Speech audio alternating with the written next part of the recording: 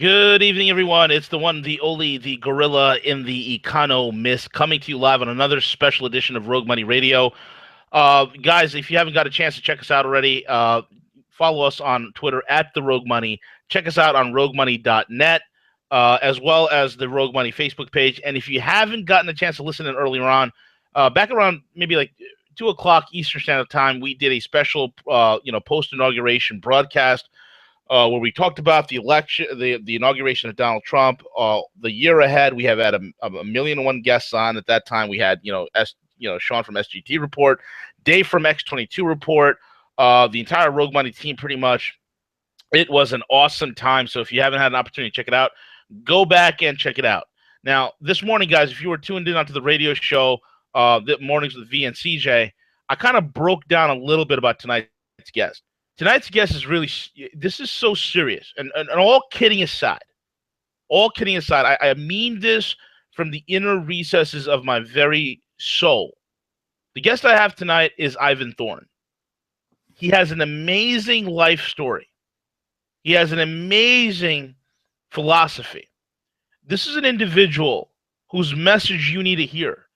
I was so moved by Ivan's work that, I want to know who this guy was. He has a background as, in the financial world. He's also an adept historian in ancient Japanese warfare. So he's like a warrior poet, this guy. An absolute modern-day warrior poet, a warrior philosopher. That's who Ivan is. So I said, okay, this guy seems pretty interesting. So I did something. I went on Amazon. I had my Kindle. I downloaded a sample of the book. Let me download a sample, see how it is.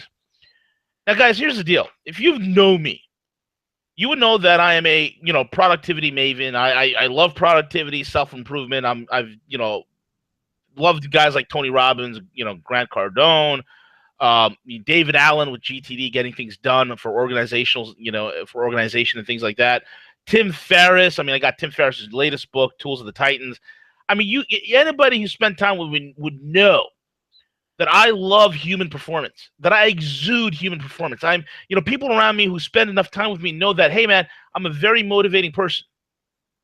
So when I was reading Ivan's book, what stood out to me the most, I said to myself, wait a minute, my God, this is not a typical, self-help book. This is not a typical productivity book. This was something more. And after I got through the 10th or 12th page on the sample, I said, screw it, man. I need to download it. So I immediately downloaded the entire book, and I started ravenously reading it. Got through the introduction. It was a big introduction. Went through over 100 points on his book in the initial stages. And then he gets into chapter 1, where he starts to break down the book is called The 9 Laws, where he starts to break down what the 9 laws were. And then I said to myself, oh no, the digital copy of the book is not enough for me. I went back to Amazon. I paid money, not for the paperback, but for the hardcover, because I realized this is a book that's going to stay in my library, that I'm going to be reaching for every so often. This is one of those books that I'm going to keep coming back to. And it's going to be one of those books that when you come into my office, into my library, you're going to see the pages are well worn. You're going to see highlights left and right, notes in the margins. This is going to be something that's well read. I was never in my life have I been so blown away.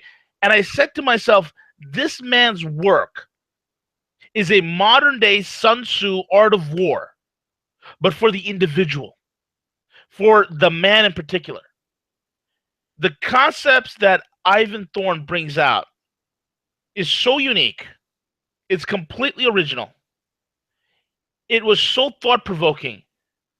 It moved me to commit. And I told this to my wife. I said, I'm going to read this book cover to cover. I'm going to allow this book to strip me naked, to throw me into the dark waters of who I am and what motivates me as a man, and how to survive in a world that is as barbarous, that is as absolute, and that is as ferocious as it was when the first man walked this ground.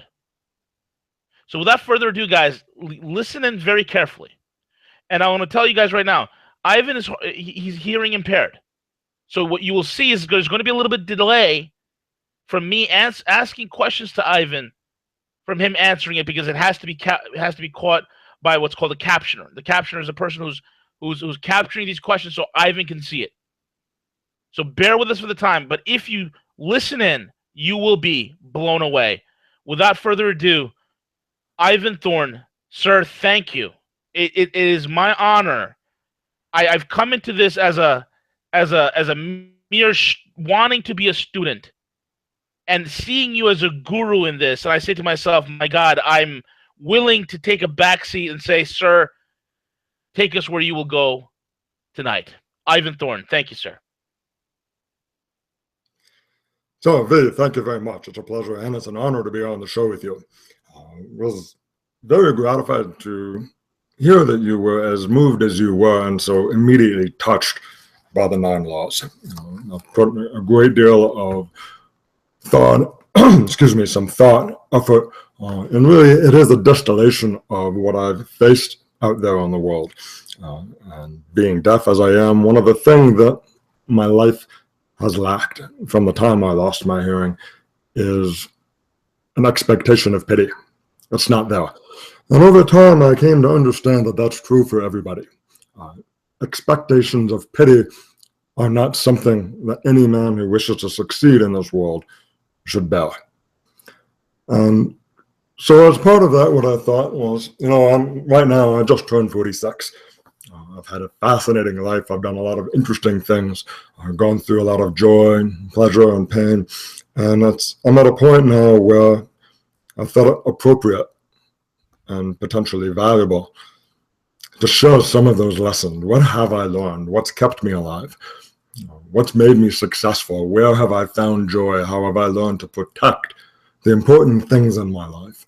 Because ultimately, as you point out so accurately, this world is barbarous. It has not changed since the first human being stepped forward and presented himself as the new apex predator on the planet. Yes. And as part of showing that, I had to come up with a way to really crystallize all of my life experiences into something that someone could not just read, but actually digest and use and come back to and find a recurring deep value to it. So how would I do that? And that was something that I'd kicked around for quite a bit. And as I started my website, darktriadman.com, a little bit more about what the dark triad is in this context a little bit later. One of the things every blogger does, right? We need to have a lead magnet, give something away to people. So I thought, okay, I don't want to just drop something out there. I need something that's valuable. So I came up with a free ebook called The 9 Laws, which is now the classic edition, which you can still get there for free. And covered down, how do I see things? How do I break this down? So the 9 laws, the first one is survival. The moment you're no longer alive, you cease to have any ability to impact fate. So that's the first law. Concealment is the second. How do I avoid the gaze of a predator who is more competent than I am? Growing up as a deaf boy, you're typically not going to be in the position of dominating socially. So being under the gaze of more competent predators was a familiar experience to me. How do you conceal? Not hide, that's different, but conceal. What's my purpose? Why am I here? So if you've read the preface, The Dying Child, it talks a little bit about contracting inside, from that moment on the floor, sitting up and deciding not to collapse, not to despair, not to give up. Yeah. What's my purpose? And the laws go further, talking about endurance, posture, freedom, power, preposterousness, how insanely improbable everything is. And then the last is that there are no laws. We are all here as raw animals on this world, and we have to make the best of it as we can. So the 9 laws is really my distillation of methodology. How do I do this? Why do I do it this way? How do I see things? It's an incredible approach, because every other person that deals with this type of subject matter every other person just paints a picture of this, rosy, wonderful world. Yes, you have challenges, but if you, say to yourself, a certain catchphrase or whatnot, that your life will magically transform. What you're putting forth is that you have to go deeper into who you are to really capture your true potential and your true power and how to operate in this world, whether it's business, whether it's relationship, whatever it is, whatever challenges you face. What the nine laws is you're really calling for a much deeper walk, correct? That's correct. And really, ultimately, what it boils down to is how does this universe operate, what I call the dark world. And I think very important to clarify for people. Sometimes people hear a dark triad, dark world, and I think, oh, he's being dramatic, or this is the new Darth Vader. No, I'm using it in a very specific way. Mm-hmm. The dark world is not dark because it's horrific or brutal or because there are terrible things that happen to people. Men experience sorrow, pain, and resentment. That's not why it's dark. It's dark because it's finite. It ends, just like all of us do. So it's condensing. It's a narrowing. It is a temporary existence. It's not infinite. So that's why it's dark. Now, when I talk about the dark triad, what does that actually mean? Well, colloquially speaking, you'll see that thrown around a lot on various different medium, social media. Oh, Trump's a narcissist. This person is a narcissist. Oh, that's a psychopath. Oh, they're crazy. Oh, he's a manipulator or Machiavellian. And really, that's really a glossing over in a bluntly, I will say, a stupid fashion of what this actually is. And the dark triad, as it is known, you have Machiavellianism, you have narcissism, and you have psychopathy. Those are distillations of very normal human traits. They can be dysregulated, they can become disorders, but ultimately they are a focusing, they are a sharpening. You use the term iron sharpens iron. Yeah. The dark world is certainly an iron place to live. And as a human being, you have within you three things that you can sharpen, forge together, and turn into a tool to crack the world open, engage the gears, and then drive it. And that's the purpose of the 9 laws. I want men to be mechanics of their own life. I want them to be the driver. I want them to be the refueler, not just a complaining navigator who may or may not get where they wish to go. So I talked a bit about what those three things are. People talk about your heart, your emotions, your mind, your thinking, what you say, what your intention is, thought, word, and deed. Those are the three fundamental legs of the stool. And the process of the 9 laws is to take men from that basic concept, how you think, how you feel, how you speak, what you conceive of, what you see, where you execute, and condense them down. It's a focusing of the self. So your word becomes plans, your thought becomes vision, your deeds become competent. And then you take that a step further, and that's where you end up with those dark triad traits. Your planning becomes Machiavellianism, where utility is something that is very purely focused. Your vision becomes narcissism because you believe in something that is preposterously not yet true, but from the very force of your intention, like mass, it shifts the universe in your direction. And then competence, of course, becomes psychopathy, where empathy, where emotions are not necessarily driving you, you're aware of them, but what must be done is what takes place, and you become the agent for that in the world. And all of those things condensed down to the point of impact, and that's where fate itself, and I like to use the term fate, detonates or it collapses. And you may have seen at the beginning of the 9 laws the image that lays out the grid, as I call it, of the dark world and how the 9 laws go through, and those channels and realms and controls. Those are the gears. That's how the dark world operates, and that's what I'm trying to give men and expose them to and show them that they too have the ability to tear off the covers, to tear off the hood of the vehicle of this life we have and own it. Absolutely.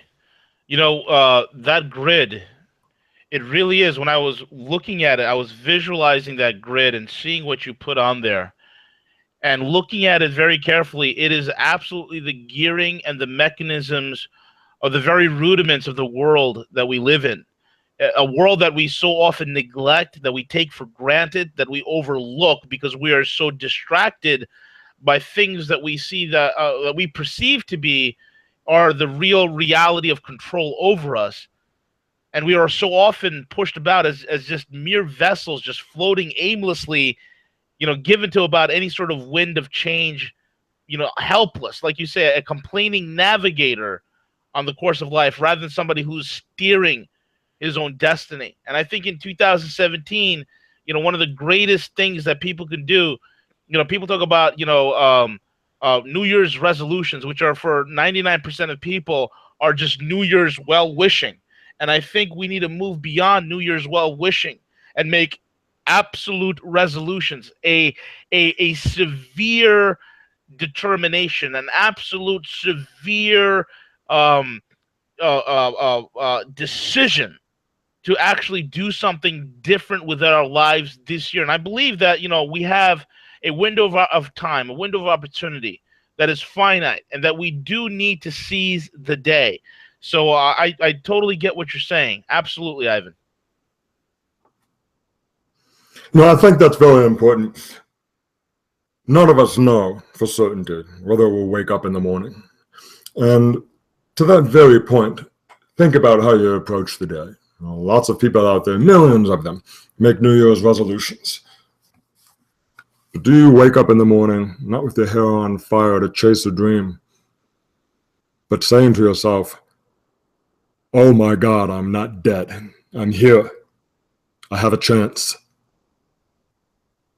One of the things I love about old people, especially old men, everything that ever tried to kill them failed. What do they know? What could they share? Well, I'm 46. I'm heading into my 50s at this point. I think I look fairly well preserved. But still, there's a sense of mortality there. And that's really how this book started. What am I leaving behind? In the world of the financial markets and financial planning and working with mutual funds and all of those things, ultimately today, what is it? It's ones and zeros. We're dealing with digital information. And I realized that there was nothing I could look back to from my professional career and point to and say, I built that. Yeah. There's no building that still stands. There's no statue. There's no temple. And it occurred to me, all of the projects, it's one thing to say, you've got a multi-million-dollar project with tens of thousands of hours, but where is it after a year? 6 months after it's gone, it's forgotten, and it doesn't matter. Right. The 9 laws was my way to crack open the world long enough to drive a fissure into it that other people can see it. So to me, the 9 laws is something that will live on after I'm dead. And that's the point of it. If I've hit truth, if I've really touched it, if I've opened it up and handed it to my brothers out there, it will live on. And my secondary purpose there, that's my personal purpose for this work. Secondarily is where men of the West take it. Those who read the 9 laws will see I am very specific. This is aimed at men of the West.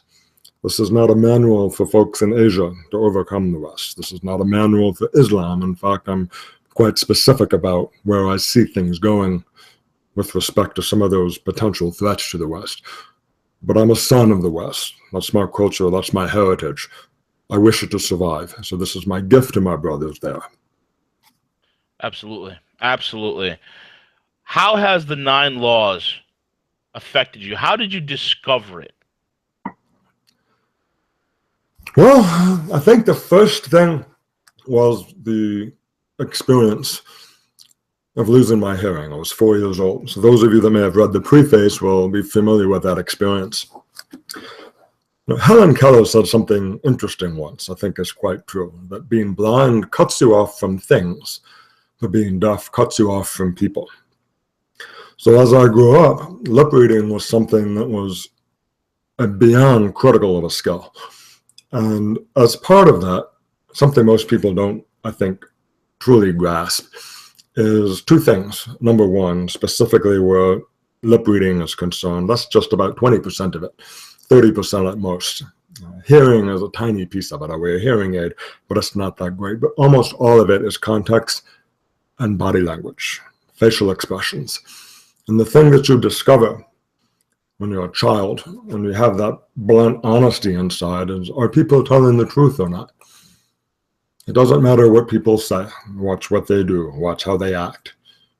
Because most of the time, words are untrue. And as I grew, I came to understand that that's just simply the nature of human beings. Not to be offended at lies or untruths. That's simply a part of the tools that people use when they interact with each other. Now, that being said, how do you get at the truth? So what I had to come up with was a way to grasp the world, a way to see it, a way to survive it, most importantly. Today I'm a pretty big guy, 6'3", about 260 pounds. I won't tell you my bench press, but it's more than most men. But when I was growing up, I was very small for my age. I was ahead of my peers in school, so I was moved up a grade. So here I am, younger, smaller, socially probably a little stunted, not able to really interact with my peers the way I should. So what I did was I spent my time observing.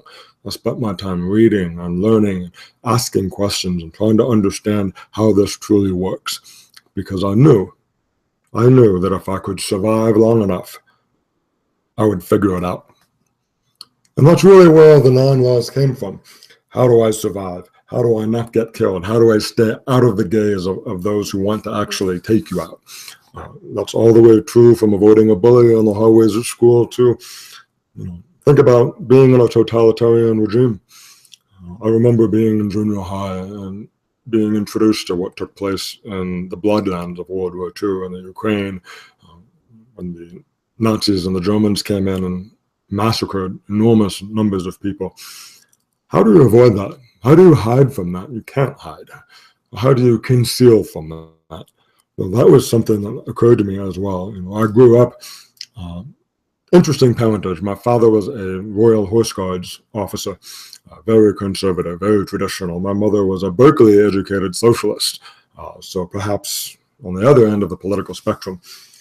And I got both ends of it, and both of them were very clear and concurrent with what they taught me, which was that power is real. Power is manifested by human beings. Power is used by rulers. Rulers do not have sympathy for you, nor are they benevolent. And you best learn to survive, because you have to be more ferocious, you have to be more intelligent, you have to be more competent and capable than everybody else, or you'll die. Absolutely. A little bit rough to say that to a 4-year-old, but the fact that they did gave me the impetus to make the decision, okay, I'm going to make it. I'm not going to just fall down and wail and give up. And in fact, as part of the 9 laws, one of the stories a little bit further on, talking about preposterousness, you'll see what they were actually recommended to do with me. I'm not going to share that. I'll leave that as an Easter egg surprise for you.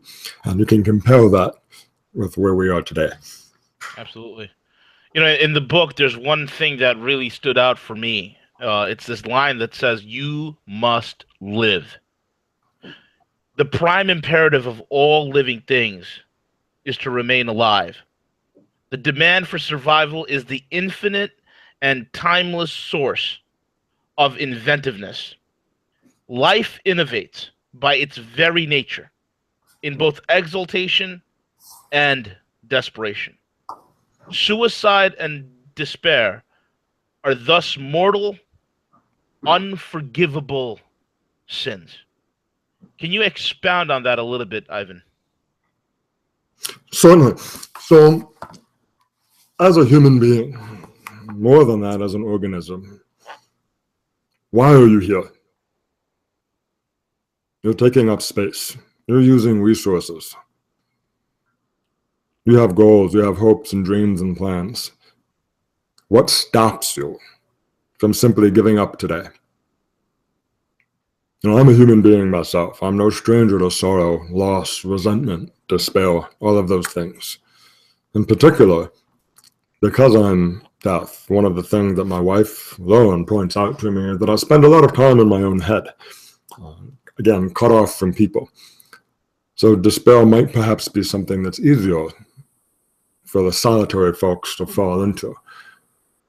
But that does not change the reality of things. You are responsible for your own life. You are responsible for your own outcomes. The universe is infinitely fair, but only at the end. And today it may not be. And in fact, I can guarantee you that your experience today will not be fair. Ultimately, it all ends, and it's not an issue. But until that day, you have a responsibility as a human being to live, to achieve, to grow, to learn and laugh. There is joy in life, but it will be what you make of it. And because of that, that experience that I talk about in the 9 laws of what can you do? What is possible when the adversaries arrayed against you are more experienced, more numerous, more powerful and competent, greater intelligence? Do you just fall down and die? Do you expose your throat to the hacking knife of the murderer? That's not the way. Today, you can extrapolate that to the surveillance state. How do you evade drones and digital sniffers and email taps and constant cameras and all of the information tracking? What happens when the industrialized genocide of the Second World War is surpassed by the deep state and deep information meeting genocide? What happened? How do you conceal? How do you live? Well, I'll tell you what keeps me going is curiosity. I want to find out. I'm going to live. And that determination, you must live. You and your power are the only things that your loved ones can depend on in this world. No one is coming to save you. And when you realize how fair that ultimately is, that opens up the doors for you to really explore what you're capable of as a human being. And inventiveness is driven by despair, certainly. Look at any plant even. Look at any trapped animal. That's why a trapped animal is so dangerous. Life will find a way. It's a great line from Jurassic Park, but it fits. You are alive. There is a way. Absolutely. Very well, very well says. One of the things in your book says the dark triad man makes survival his priority. He pays attention. He fights for his life. He fights like a demon possessed. He fights with an infinite, unstoppable ferocity. He's a dark triad man. And that is the way. Always remember you must live. Survival is the first law. And now, how does one learn to really survive in this crazy world, Ivan? Well, the first thing is pay attention. Where are you headed? What's your trajectory? What do you watch? Let's say rats leave a sinking ship. It's not just in one direction. You don't always think of abandonment. Where is money flowing? Let me step out for a minute and give folks maybe a more easily recognizable and maybe graphic example of that. Today, Donald Trump was inaugurated the 45th president of the United States. Where have we seen major companies going? Ford, General Motors, Verizon, and other companies bringing jobs back to the United States. Where are things moving? Learn to understand that. There are some smart folks at those companies that have seen where things are headed, and they're making the decision to move early. The early bird not only gets the worm, he also doesn't get dragged into a pit in a nameless forest and shot because he thought things would take care of themselves. Excuse me. So pay attention, and you might learn something. That's one of the most important precepts. There is always information coming in. Sure, sooner or later you need to make a decision, you need to weigh your information, and you need to take action. You need to incorporate your learning into a concrete vision that you wish to achieve. But always pay attention. Always pay attention. That's the very first step. So some of the exercises that I give in the 9 laws, for example, are part of understanding that. Where is your life at risk from your own action? Maybe something as simple as not looking before you cross the street. Take it from a deaf guy who's lived in the United States and in the United Kingdom. I've gotten hit by cars 3 times. Well, it teaches you to pay attention. That's a graphic example, but it's an accurate one. Learn, see, remember, perceive. One of my teachers used to say, expand your perspective. Increase it by expanding your perceptions. Take everything in, be aware. I think that's the first step. Whether that's study, whether that's reassessing relationships, whether that's looking for new market opportunities, that's the first step. Be aware. See. Don't just look. See things. What would you quantify as freedom in this brutal world? What would you define as truly being free? When you're living in a world where there's such brutality, where there's, I mean, we are finite. The time here is finite. And what does one have to strive for to achieve this freedom? Choice. I want people to think about this for a minute. Choice needs to go in both directions, not just whether or not you have a choice in things, but where you can expand and perhaps even eliminate or erase the boundary around your choices. Ultimately, you're breathing. H.L. Mencken had a great quote. He said, within every man is the desire from time to time to spit on his hands, hoist the black flag, and start cutting throats. Now, that's very true if you think about that. That's exactly what we see literally happening in the Middle East. The black flag is up, throats are cut on a scale that we have not seen in many generations. Well, how is that happening? They chose to. And when you realize that in this dark world, the ultimate, most basal choice you have is made every moment to accord with boundaries or not accord with boundaries, to move boundaries or adhere to them, that's where freedom lies. Everything is a choice. I heard the other day an expression that made a lot of sense to me when you think about it. Every slave was a slave by choice. It chose life as a slave rather than death and dignity. That's not a choice everyone wants to make. But ultimately, that's what it comes down to. Choose. It's up to you. You don't get another lifetime to try it over in. Right here, right now is what you have. So what's your choice today? Free? Slave? Work for someone else? Work for yourself? Marry this woman or not marry? Have children? You have the prerogative as a human being. You are the apex predator of the known universe. There is nothing out there in all of creation that we can see that's more dangerous than you. That doesn't mean to be destructive, but it means to appreciate your own competence and your own capability. Choose where you take it, and that's freedom. Very, very well said. Which brings us to, let's talk about maybe a combination of purpose and power. A lot of people don't understand why they're even here. Like, what is the point of life? A lot of people are complainers, and so often I say this to a lot of individuals, be careful, because life and death are in the power of the tongue. One of the things I realize is that whatever you speak, whatever you think of, you begin to create the constructs of your own prison. What would you say to individuals, Ivan, that are bound because of their own negative thoughts, that are not in the right mindset? How would they find their purpose? And how would that purpose lead them to really experience the freedom and the power that they truly do possess?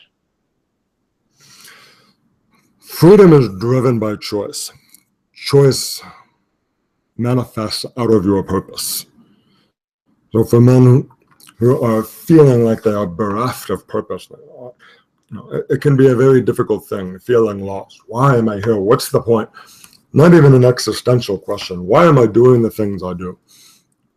Why am I in this marriage? Why am I in this job? Why am I in this city? Why am I doing this again every day? What's your purpose? There's a couple things to understand about how purpose works. One is that to look for a brilliant, bright, singular purpose in life, from birth to death, probably not going to happen for you. I won't call it unnatural, but I will call it improbable. As a man, as you go through life, you will find many purposes, and that's important. Just as you diversify a portfolio, just as you diversify your friendships, you have to diversify your purposes as well. Now, from time to time, you may eliminate some and focus on one to the exclusion of others. It's not about finding balance necessarily. It's about driving the impact of fate that your heart tells you is necessary. And I use the term sacred purpose. And I think a lot of where that comes from and what that boils down to is defining what I mean by sacred in this point. Got two realms here. You have Western concept of prayer, an internal, maybe spoken, perhaps thought, certainly felt dialogue with a conscious creator. On the Eastern half, you may have meditation or that concentrated, focused purity of thought that's very infinitely open and receptive. Those are two sides of the same coin. They're both experiences of the numinous. They're both penetrations into the sacred, penetration into the self by the sacred. And in that opening up, that sense of acceptance, that sense of being, and I'm going to say this, being female in a way, to the direction of fate, to the way of heaven, to the will of heaven, where things are headed. You discover your role in it. Men can generate tawdry, transient, and shallow purposes for themselves very easily. I'm going to get drunk. I'm going to go out and get laid. I'm going to make a couple extra bucks. Those are not bad things, but understand their depth. Understand that the deeper that you go, the more sacred the possibility is, the more profound the fulfillment, and of course, the greater risk that you're going to encounter. Is my purpose sacred? How do I know? Is it risky? Is it real? Will it leave things behind me if I'm blown apart into a pink mist with my entrails scattered over the desert? These are questions you need to ask yourself. Now, the 9 Laws has some exercises in it that are designed to help you uncover that. Some of them are maybe unpleasant to do.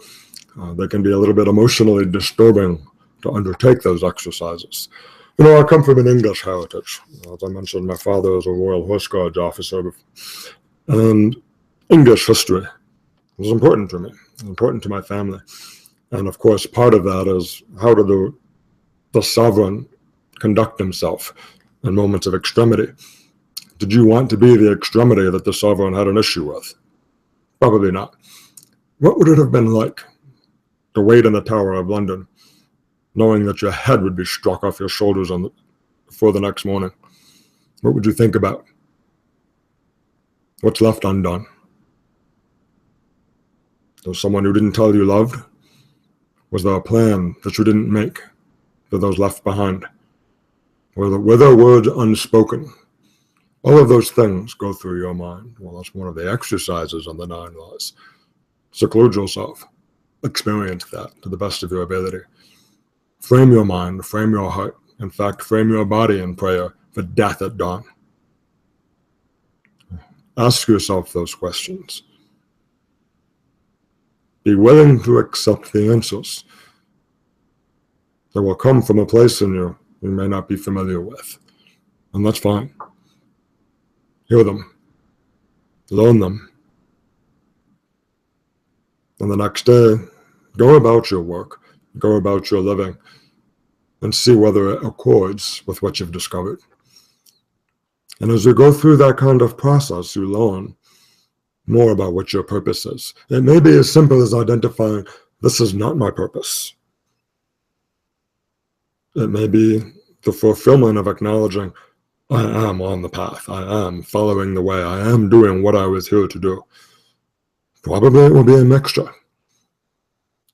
But that training, that process of winnowing the self down, letting go of the ego, accepting your own death, accepting that what you've done so far is it.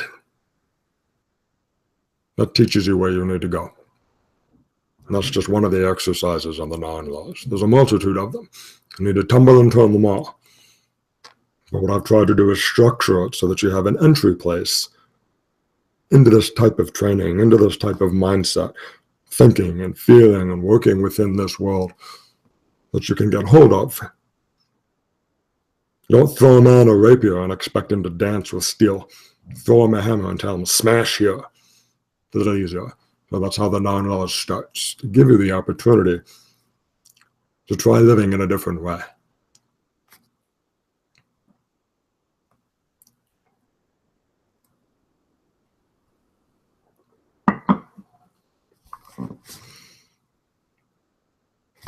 Now, it's not all doom and gloom. Certainly there's immense joy in life, but part of being able to capture that and seize that is learning how things operate, getting into the core of yourself. Well, that's one of the ways to be competent at it.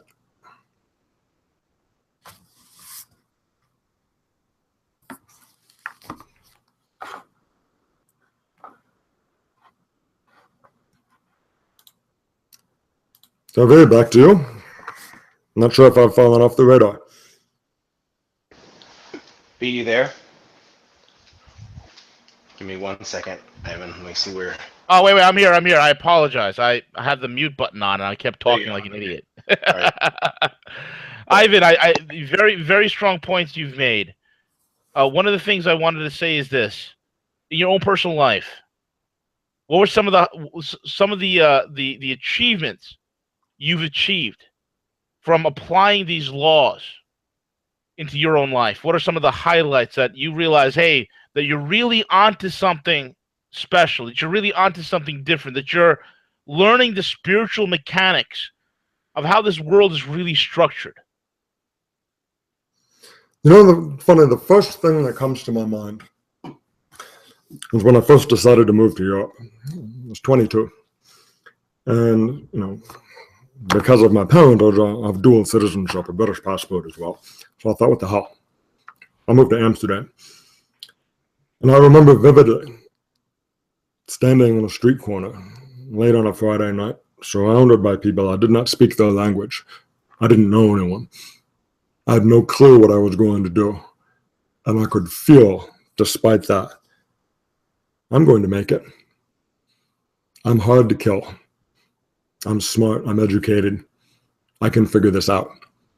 And even though I don't know the language, I know I'll find my way.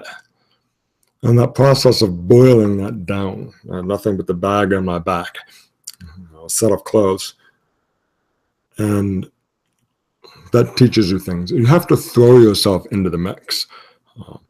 There are other aspects of life that are similar to that. You can't really envision them accurately until you've gone through it. Being a parent is probably the most resonant of those. Being married is different from what you imagine.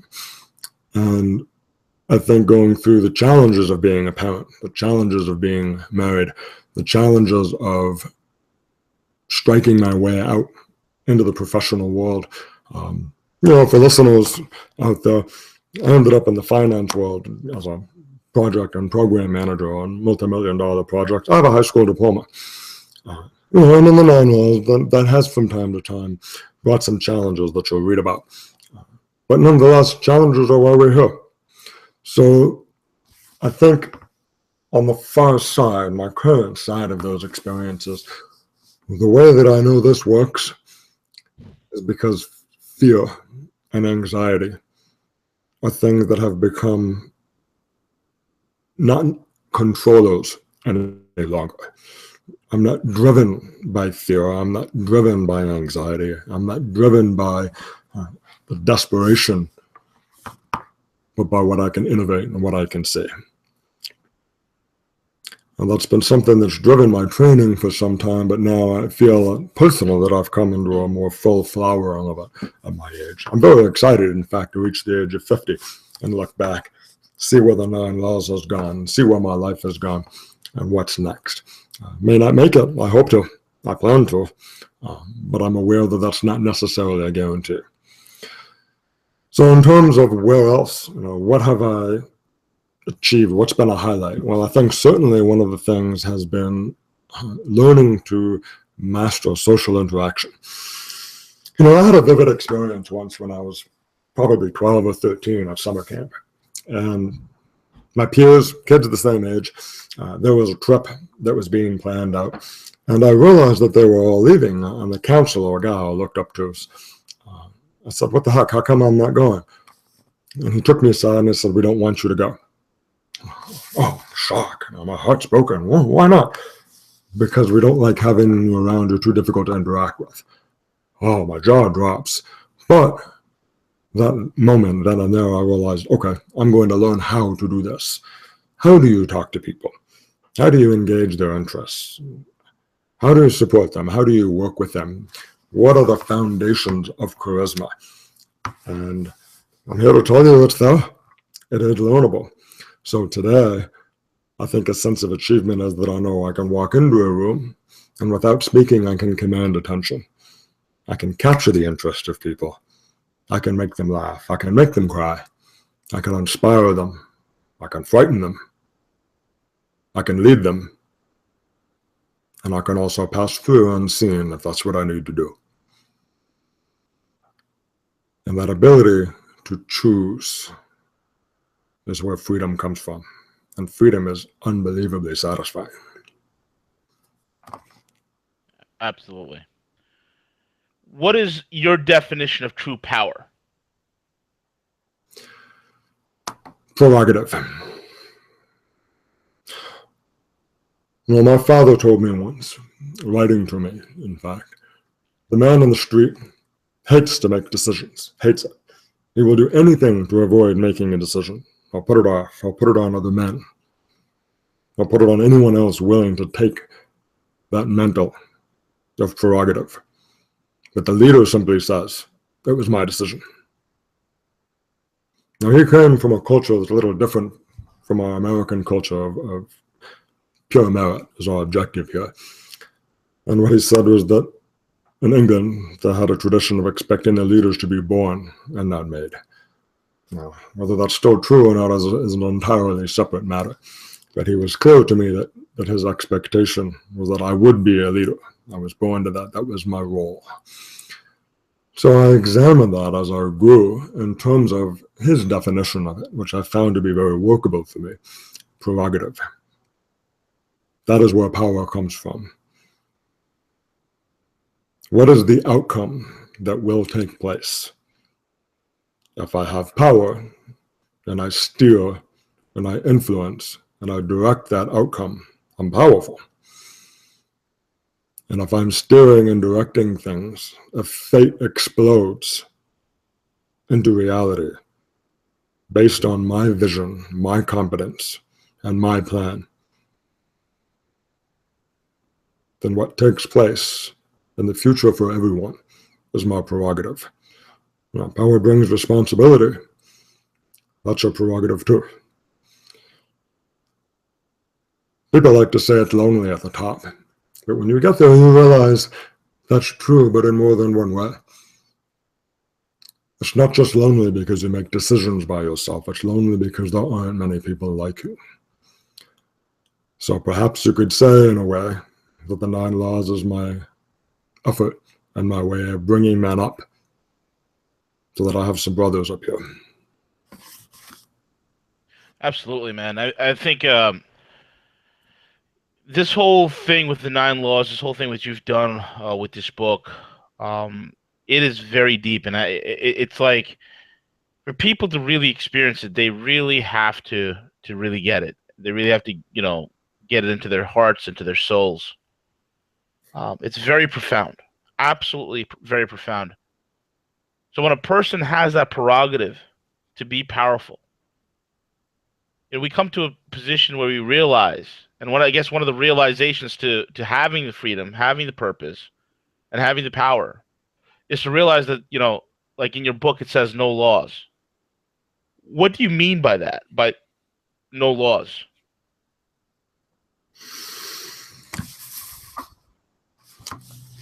let's think about something for a minute. Hmm. I'm going to start from maybe a silly example and expand from it. Van Halen has a song called Right Now. And folks back from the 80s may remember a video that they would show right now this is happening, right now that is happening as they're singing. One of the things they showed was a guy pushing a stick figure, pushing a man over another man kneeling behind it. Junior high trick, we've all seen that, right? And they said, right now, our government is doing things we think only other countries do. That's true, isn't it? We know that's true. So what is law? Law is the organization of society. That's true. Laws are boundaries. But laws are mere theory. Hand me a law, a physical law, not a piece of paper that talks about it. It's just an idea. Now, without laws, society doesn't work. But think of it as a gradient. It's a continuum, a spectrum of adherence to it. Do you think kings abide by the law, or is it the farthest back room of the king where decisions are made? You know, one of the things that illustrated that to me, I was at Hampton Court in England, and there's a gigantic room, a huge drawing room full of beautiful weapons, immense, where all the courtiers would gather. And if you wanted an audience with a minister or with the king himself, you had to go there and wait. And think of a long shotgun hallway with distant rooms all on one side of the building. And beyond that drawing room was the throne room. Beyond that was the secretary's room. Beyond that might be the royal bedroom. Beyond that would be the queen bedroom. Beyond that would be where the king really slept. Past that would be where the king really worked. And the deeper you went, the deeper the power was. And the truth is, and this is still true today, it has always been true, the deeper you go, the less law there is, and more pure prerogative of decision. Understanding that is very important. Laws may cause men to investigate your death, but they will not save you in the moment of truth.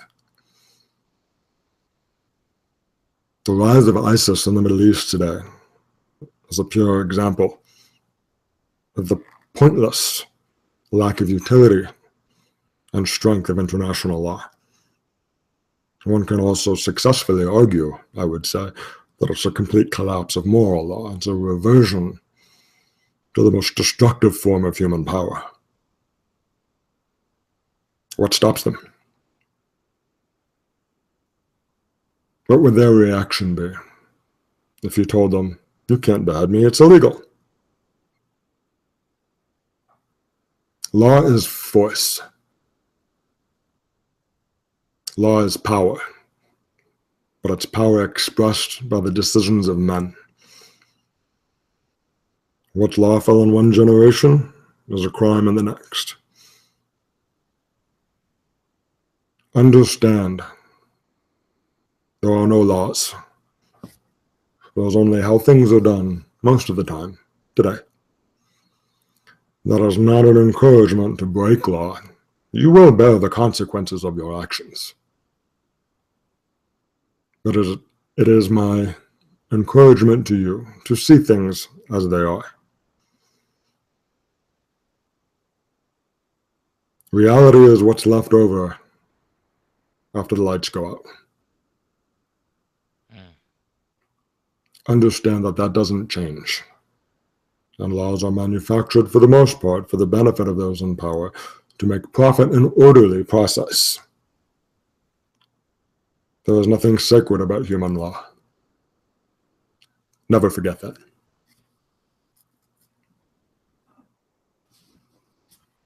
Absolutely. Ivan, we have about 5 minutes left in the broadcast. I would love for you to, give your last closing comments, perhaps a word of encouragement, perhaps um, a quick dissertation on what people need to do. And also, please, how they can, your website as well as your social media and where they can get your book. Certainly. So let's start with the social media and the website, because I'd like to close out on perhaps a more personally profound engagement. So on Twitter, Dark Triad Man. I'm also on gab.ai as Dark Triad Man. And my website is primarily darktriadman.com. And of course, you can read more about the 9 laws on the9laws.com. Now, let's turn to encouragement. I want to speak to those out there that are listening to this. It's very easy, as I mentioned earlier on in this broadcast, to fall into despair, to feel insignificant against the vast forces that move back and forth across the surface of the earth. But all things only take one man, and every king knows this and fears it. You are a human being. You are made in the image of God. And I say that not from a Western theological perspective, or even from an Eastern one, but from the basic, most fundamental perspective possible. You are the ruler of the wide world. It is up to you to manifest how you choose. You will be faced with many challenges in life. You may be going through that right now. I receive emails, sometimes even instant chat messages from men that are going through enormous amounts of pain, suffering from unimaginable loss. But they're still there. They haven't given up. They're pushing forward. And in many ways, part of what my work is here, just to extend a hand. And I'm not going to be full of pity for you. Compassion is not why I'm here. There's plenty of that out there in the world. I'm here to give you a hard hand as a brother and grab you and pull you up and say, here, this is the way. Take this book, read it, learn it, study it, live it, and you will find that gates open for you. Not out of pity, not out of false entitlement, not because you wish it would, but because you've earned it and you've paid for it and it's yours. And that is the most satisfying way to live, to know that everything you possess, you've earned. Consequences, wealth, relationships, experiences, you have it in you. And because I am your brother, it's my wish for you to achieve it. And that's where I leave you. Read the 9 laws. Practice, train, share. Understand that there are unimaginable atrocities taking place in the world. There are forces arrayed against the West that wish to see it destroyed. You are the fortress in between. You are responsible for the survival of yourself, your loved ones, your community, your culture, your nation, and Western civilization itself. Armies win. Loners die. Grow strong. Find your brothers. They're out there and they look just as hard for you. It has never been easier before to find them the way it is today. And as I note in the laws, you only have to search half the distance, and they'll meet you there. Back to you. Thank you so much, Ivan. Very, very, very profound words. Guys, look, here's the deal. This entire broadcast is very deep. You might need to go back and listen to it 2, maybe 3 times. You might need to go back and take out a notebook and take notes on it 2 or 3 times. Or you could do this, and this is a shameless plug. I'm not even, I don't get anything out of promoting this. the fact of the matter that this book, The Nine Laws, is absolutely profound. It is life-altering. If you are sick and tired of being sick and tired, if you are just about had it being a victim, and you want to learn how to be a victor, you want to learn how to be and what the definition of being empowered is, to being the captain of your own destiny.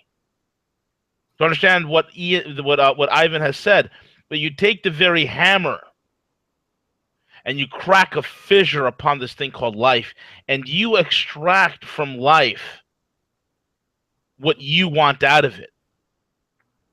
No longer an unwilling accomplice, just going along to whatever may come your way, but being somebody who's an active participant, somebody who is literally commanding the world around him. This is where the Nine Laws comes in. This is why this book is a hidden gem. It is, again, Sun Tzu, The Art of War, but for the individual, especially for men. Check it out. And once again, I want to thank my special guest, Ivan Thorne. I want to thank the captioner, Brittany, who's been captioning the entire broadcast back and forth so Ivan could participate in it. Thank you so much, Brittany, for your help. I want to thank CJ for putting this whole thing together. And I want to thank all of you guys for listening in. Get the book. I'm telling you right now, download if you have a Kindle device, you got a smartphone, go get a Kindle app, download the sample. And you will do exactly what I did. You will buy the whole damn thing. It's that important. It's very deep. And it's very hard to go into how deep this book is in an allotted 1 hour time. It's very difficult to do that. I mean, Ivan could literally speak for days on the subject and will not even be scratching the surface. So with that being said, guys, follow Ivan on his website, darktriadman.com, as well as his Twitter, at the Dark Triad Man. And of course, you can follow us on Rogue Money. Subscribe to the channel. Subscribe to the podcast. That's on Apple and both Android. And the news app as well. Thank you all for listening in tonight. It's been a great year. 2017, we have some wonderful opportunities. Better yourself. Fix yourself.